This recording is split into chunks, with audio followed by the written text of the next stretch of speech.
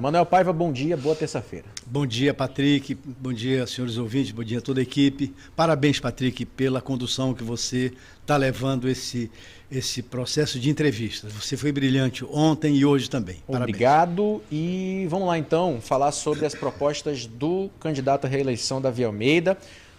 Como tem muitas aqui, né? Vamos fazer um compilado aqui de, primeiro, essas intervenções no trânsito, né? Ele fala, por exemplo, sobre interligar o Parque 10 com a Avenida Efigênio Salles, fala sobre terceira faixa da Avenida André Araújo, né? Uma ampliação, acredito que mais ou menos o que a gente viu com a própria Efigênio Salles, né? Aquela ampliação em um trecho apenas, não é toda a Efigênio Salles, assim como não é toda a Avenida André Araújo. Tem aqui o complexo viário Avenida Brasil com a Avenida Coronel Teixeira, Avenida Constantino Neri com a Avenida Darcy Vargas, iniciar a interligação da Avenida Max Teixeira com a Avenida do Turismo e iniciar a solução viária para a Avenida Jacira Reis e a Avenida São Jorge. Como é que você avalia essas propostas de intervenção, Emanuel? São intervenções importantes, Patrick, para melhorar a fluidez do trânsito em geral, né? Do automóvel, a circulação da cidade.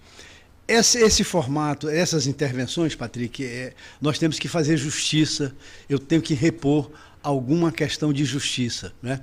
Primeiro, a vontade política do prefeito Davi de implantar isso. Por quê? Essas intervenções, elas estão previstas há algum tempo. Ela faz parte de um programa que se tem, Amazonas 2020, que foi concebido em 2009, antes da Copa do Mundo, onde se pensava o que é que nós temos que pensar a cidade para ampliar o seu sistema viário, para melhorar a circulação de veículos comuns, do transporte coletivo, para melhorar a circulação dos veículos de carga, né? Isso fez a origem a um grande projeto. O governador era o atual senador Omar Aziz. Ele concebeu esse projeto Amazonas 2020. E lá previam-se intervenções pontuais em alguns pontos importantes. Eu vou enumerar exatamente isso. Essa ligação com a Max Teixeira, com a Avenida do Turismo, né? É uma ligação leste-oeste importantíssima.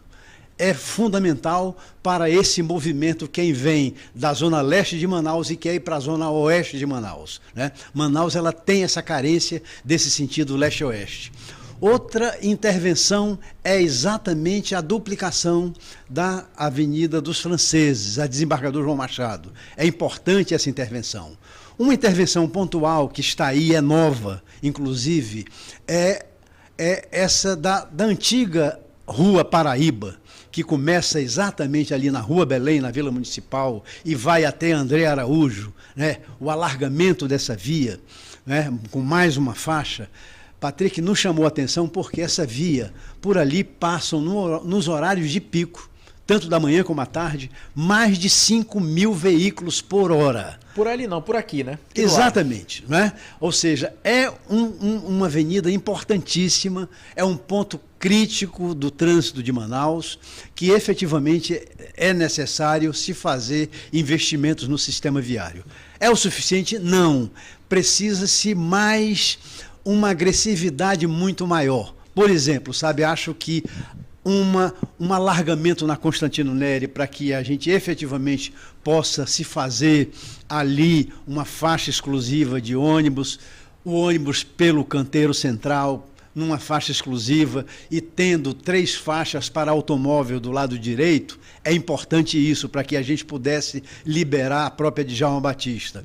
É um trecho importante que está, inclusive, no plano de governo do atual prefeito, é ajustar aonde é a rodoviária atual, o terminal rodoviário, porque ali é um ponto crítico, onde ali vem a Rua Recife, vem a Djalma Batista, vem a própria Constantino Neri, desaguando naquele grande largo ali. Então é importante que se tenha uma ampliação de chegada e de saída para que veículos de carga, o transporte coletivo, o transporte comum, o motociclista efetivamente possa ter, não é? Então, efetivamente, acho importante que se tenham uma política global de, nesses próximos 4 anos, intervenções no sistema viário que priorizem a circulação de veículos, melhorando efetivamente a fluidez do trânsito, diminuindo o risco da insegurança viária, e que falta efetivamente ser claro. Nós temos que priorizar a operação do sistema de transporte urbano coletivo. Tem aqui uma proposta também da candidatura à reeleição do prefeito Davi Almeida, que fala sobre dar continuidade ao programa de renovação da frota de ônibus coletivo. Novos ônibus modernos com câmeras de segurança e ar-condicionado. É o que está escrito aqui. Eu lembro que ontem a gente falou sobre isso com relação ao candidato Roberto Cidade e que faltavam detalhes para saber como é que seria essa renovação, né? Se seriam mais veículos iguais aos que já temos, porém novos, ou se teríamos uma matriz energética diferente, por exemplo. Pela proposta aqui do prefeito, o senhor acha que cai na mesma situação? Porque aqui não está especificando, né, se serão elétricos ou será que serão? Como é que você avalia isso? Aqui existe uma generalidade, né? Num programa que é importante para a mobilidade, mas ela precisa ser detalhada. Primeiro, o tipo de ônibus que vai entrar no sistema.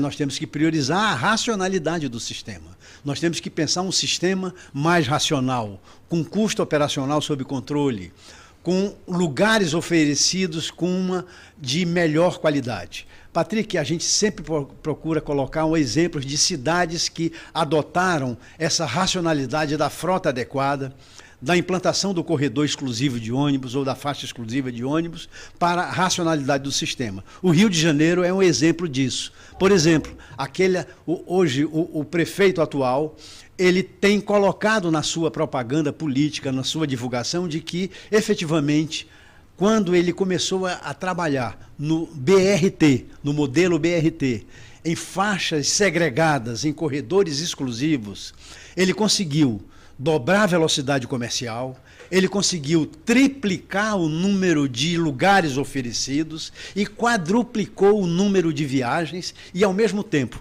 ele começou a transportar mais passageiros por ônibus por hora. Ora, significa mais receita do sistema, significa menos custo para o sistema, significa melhoria da qualidade daquilo que as pessoas reclamam. Quando alguém hoje pergunta à população, você quer ônibus ou você quer regularidade?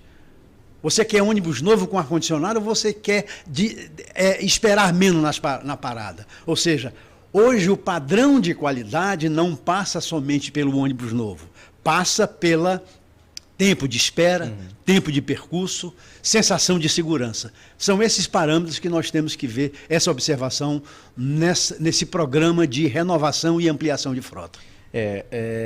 Acabei não tendo tempo para perguntar para o prefeito também, porque todos têm 30 minutos, né? Mas tem aqui, por exemplo, o seguinte tópico: avançar na implantação de novos semáforos inteligentes e controle de velocidade nas áreas urbanas de Manaus.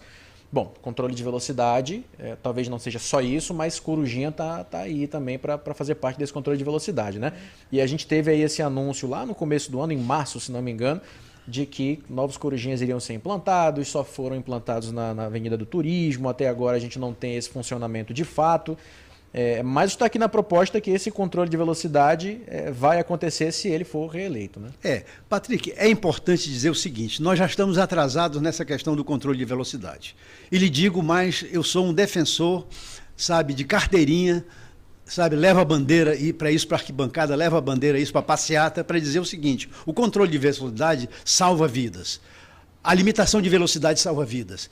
E não é realidade somente para Manaus, é uma realidade mundial. Qualquer cidade que baixou a velocidade média nas suas vias, efetivamente ela diminuiu a poluição sonora, ela diminuiu o risco que se tem para o pedestre, diminuiu os índices de insegurança viária e efetivamente deu outro padrão de qualidade.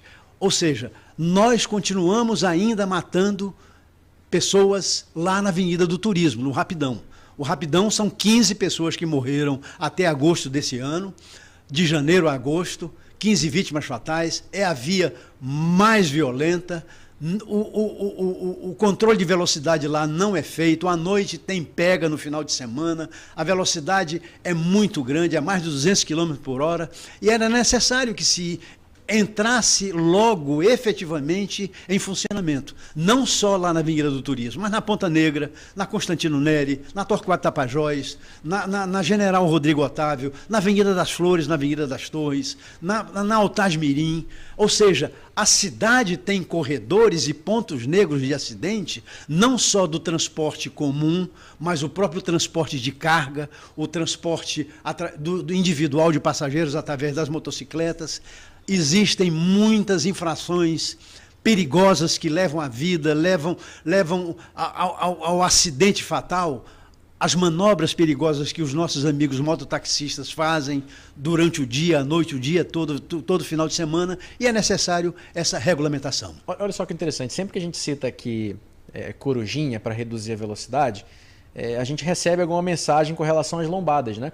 E aí eu lhe repasso, o nosso ouvinte manda o seguinte: lombadas não reduziriam a velocidade? Acredito, ele botou assim, sem indústria de recordação, não entendi o que ele quis dizer com indústria de recordação. Mas geralmente quem fala sobre as lombadas ao invés do corujinha quer falar sobre a indústria de multas, né? Porque os corujinhas seriam responsáveis por multar, enquanto a lombada também resolveria a questão da velocidade, mas não multa ninguém.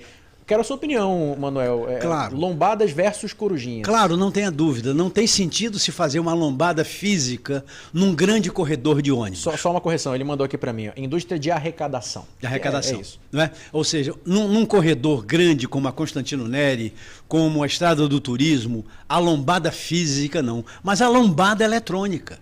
A lombada eletrônica é efetivamente um meio também não virtual, mas físico, de se conter a velocidade, mas desde que tenha sinalização. A lombada física, por que não? Ela reduziria muito? Porque se você passar numa lombada física, você fica ali a 20 por hora.